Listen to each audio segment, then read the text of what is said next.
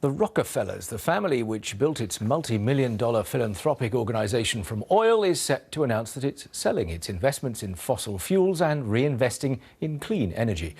The Rockefeller Fund is one of a number to join a coalition pledging to rid themselves of more than $50 billion of assets tied to fossil fuels. It comes ahead of the opening of the UN Climate Change Summit on Tuesday.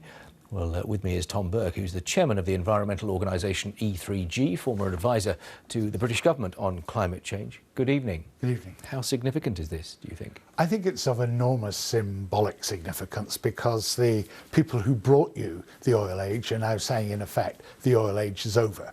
And I think that matters a lot. Are they really saying that? Oh, I think in terms of the way any symbolic act really says that, yes, they are.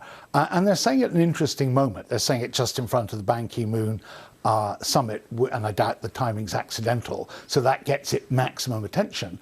But they're also saying it when there've been a whole raft of reports coming out of the investment banks, the analysts saying that renewables are the thing to invest in, that the prices are coming down, the value of investments there are going up. So it's both the right thing to do for a philanthropic organisation, but it's also a smart thing to do. And I think that's been very carefully thought through.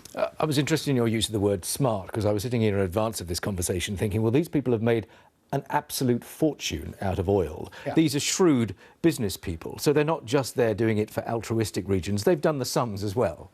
I think they've seen the right alignment. We've seen what's been happening to the oil industry anyway, getting overextended, having a real difficulty in finding new investments that generate good return on their assets. They're all cutting back on their capital expenditure. So people are really beginning to see anyway that investments in this sector are under stress, and then they're seeing events and the kind of demonstrations we saw all over the weekend, all over the world, beginning to push governments into taking more action on climate change. Well, at that point, you know, the future value, given that you have to wait a long time before you get your money back in the oil industry, that begins to look a lot more risky. And I think that's, in a way, what the Rockefellers are being shrewd about.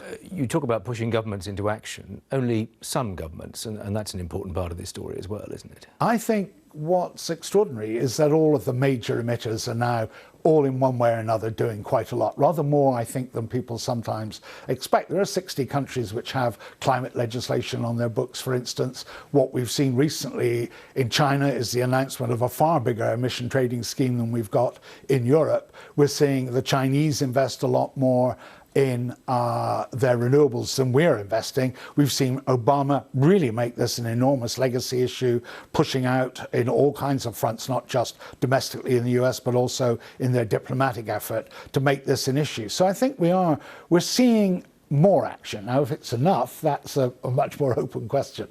Okay, we must leave it there. Tom Burke, thanks very much for coming in. Thank you.